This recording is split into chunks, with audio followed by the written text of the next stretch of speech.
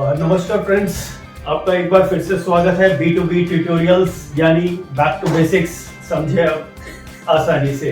आज जो मैं सब्जेक्ट लेने जा रहा हूँ वो है मैथ्स और चैप्टर है कंस्ट्रक्शन यानी कि ज्योमेट्रिकल कंस्ट्रक्शंस। ओके, और ये जो कोर्स जो मैंने लिया है या सब्जेक्ट जो मैंने लिया वो लिया है CBSE बुक से ओडिसी mathematics. Okay, but no problem, ये हर किसी बोर्ड में रिकमेंडेड है। हो सकता है किसी 5th क्लास में, किसी में 7th में, किसी में 6th में। तो नॉट टू वरी, मैं 6 बेसिक्स कवर कर रहा हूँ। ऑब्जेक्टिव मेरा ये है कि आप मार्क्स के पीछे मत भागो, अपना बेसिक्स क्लियर करो, marks will follow. Okay, so without wasting time let us move on to chapter. Okay, मैंने नोट्स भी बनाए हैं जो मैं आपको बाद में शेयर करूंगा। शुरू करते हैं।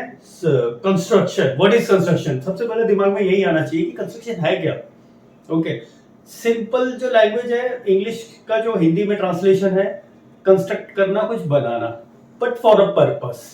ओके, इसका लाइफ में बहुत ज्यादा सिग्निफिकेंस है बिकॉज आप नजर उठा के जहां पे भी देखते हो, ओके, चाहे वो बिल्डिंग हो या ब्रिजेस हो, रेलवे ट्रैक हो, एनीथिंग एंड एवरीथिंग, यहाँ पे भी अगर आप देखते हो बोर्ड है, डस्टर है, स्पेक्स है, हर किसी के पीछे ज्योमेट्री इन्वॉल्व है, कंस्ट्रक्शन इन्वॉल्व है।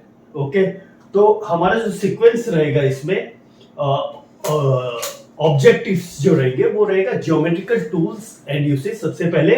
उसके बाद हम लोग जाएंगे कंस्ट्रक्शन ऑफ लाइन सेगमेंट्स, उसके बाद जाएंगे construction of circles, then construction of angles, and finally हम लोग जाएंगे बाइसेक्टर्स एंड परपेंडिकुलर्स में। Okay, so let us start with geometrical tools and usage. So let me write our subject.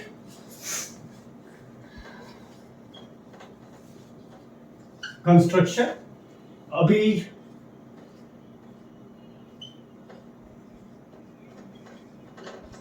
geometrical tools and usage.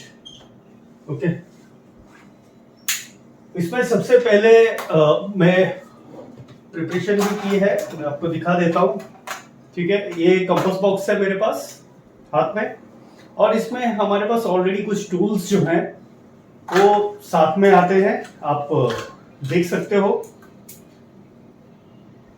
ठीक है, अब ये जो tools हैं बेसिकली इन्हीं के बारे में जानेंगे हम लोग, इसको कैसे यूज कर सकते हैं।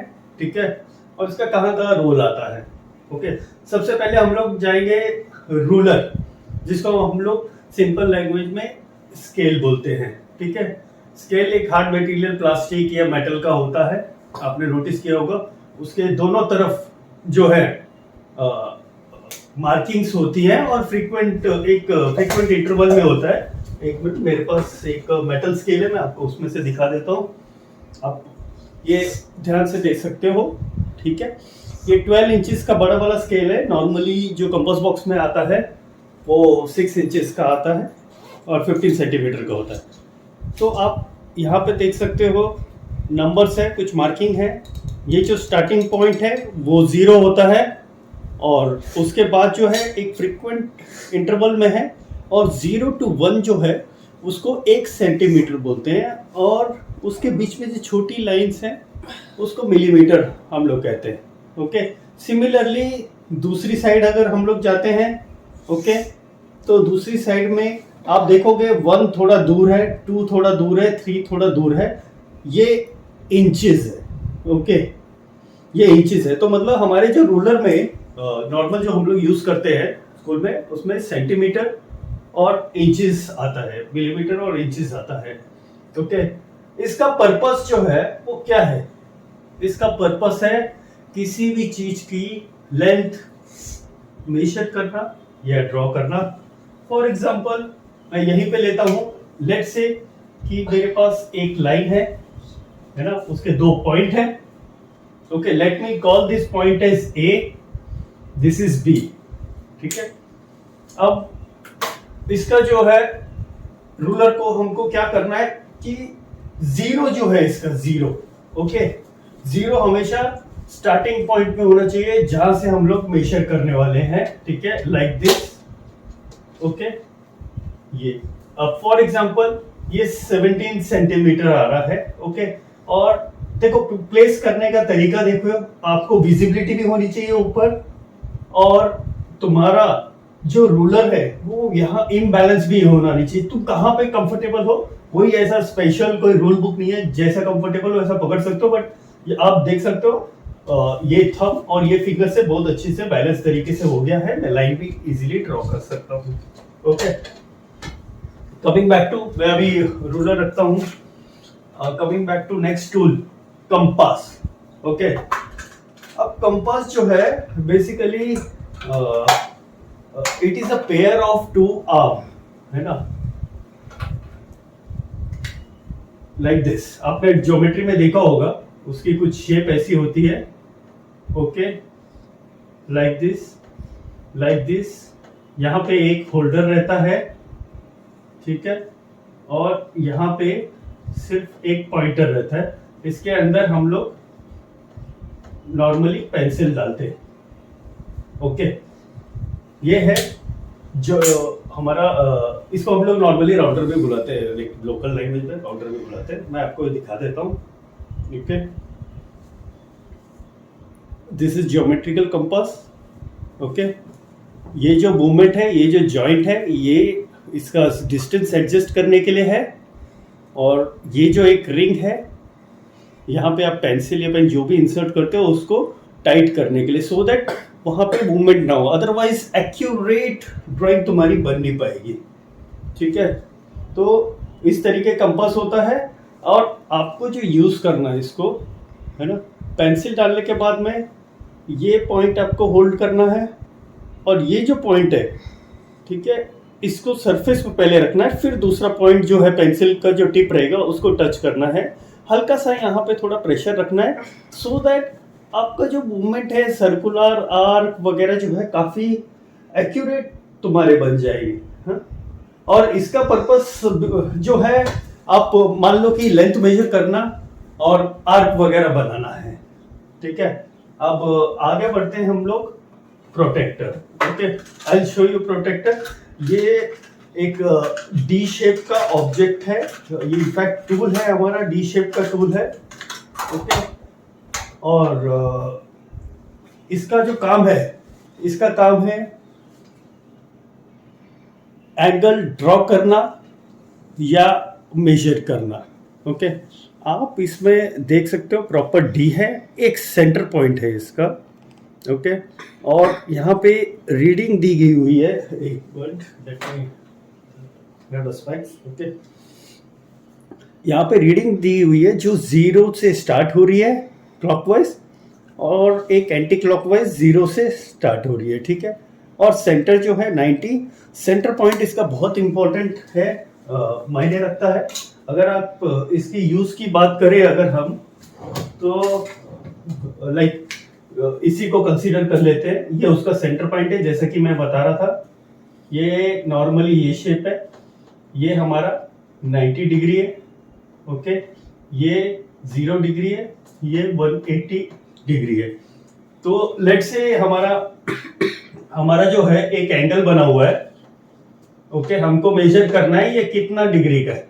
ओके, ये कितना डिग्री का है। तो हमारा काम क्या रहेगा कि हम जो प्रोटेक्टर है उसका जो सेंटर पॉइंट है, सेंटर पॉइंट को लाइन के साथ में करें और यहाँ पे चेक करें। तो ये दिखा रहा है वो 30 डिग्री। सो ओके, ठीक है, तो ये दिखा रहा है 30 डिग्री, तो हमने मेजर कर लिया। सिमिलरली हम लोग ड्रॉ भी कर सकते हैं यहाँ पे। ओके, अब आगे बढ़ते हैं हम लोग। डिवाइडर। ठीक है, डिवाइडर भी क्या है, एक पेयर ऑफ आर्म है, बट अनलाइक कंपास यहाँ पे पेंसिल या पेन जैसा कोई प्रोविजन नहीं होता है, दोनों साइड में पॉइंटर होते हैं। Let me show you.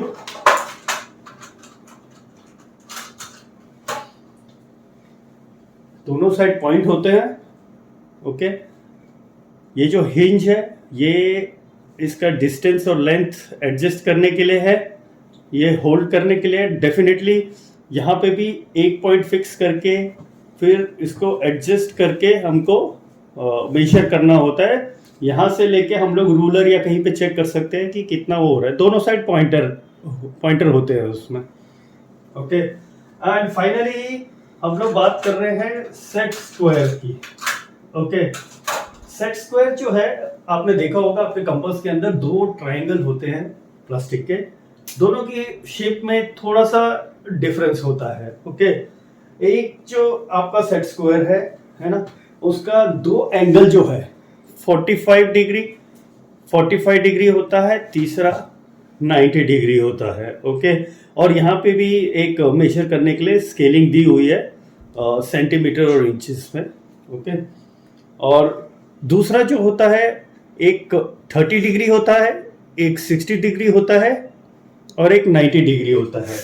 Okay, ये हमको दिया है, मतलब पैरेलल लाइन या परपेंडिकुलर अगर आपको ड्रॉ करना है तो हम लोग इससे क्विकली ड्रॉ कर सकते हैं। ये इसका यूटिलाइजेशन है। तो स्टूडेंट्स, अभी जो मैंने आपको बताया ये ज्योमेट्रिकल टूल्स के बारे में बताया। आपको इसमें एक ही चीज सबसे इंपॉर्टेंट है जो नहीं भूलनी है कि कोई भी टूल इनमें से यूज करो, आपका जो पॉइंट है स्टार्टिंग पॉइंट, वो स्टार्टिंग पॉइंट है ना, अगर आप रूलर यूज कर रहे हो तो रूलर का 0 होना चाहिए। अगर आप डिवाइडर यूज कर रहे हो तो उसका फर्स्ट पेयर पॉइंटर होना चाहिए। अगर आप कंपास यूज कर रहे हो तो उसका भी पॉइंटर होना चाहिए। अगर प्रोटेक्टर यूज कर रहे हो तो उसमें सेंटर पॉइंट दिया रहता है, बॉटम में जो सेंटर पॉइंट है वो उससे अलाइन होना चाहिए। ओके ओके, तो आप कुछ भी सेट स्क्वायर कर रहे हो तो एज उसका होना चाहिए। तो आप कोई भी टूल यूज करो, 0 और सरफेस पे जो भी पॉइंट बनाया है आपने फिक्स पॉइंट, लेट से लाइन सेगमेंट है A to B, A is fixed, तो आपको A पे रूलर रखना है। ओके, एंगल बनाया है CAB, A आपका वर्टेक्स है, सेंटर पॉइंट है, तो आपको प्रोटेक्टर जो है उसका सेंटर वहां पे मैच करना है A से। अगर आपने ये मैच किया है ओके, तो आपकी जो भी रिजल्ट्स आएंगे, जो भी फिगर आएगी वो परफेक्ट आएगी। ओके, अब हम लोग इसके आगे बढ़ते हैं।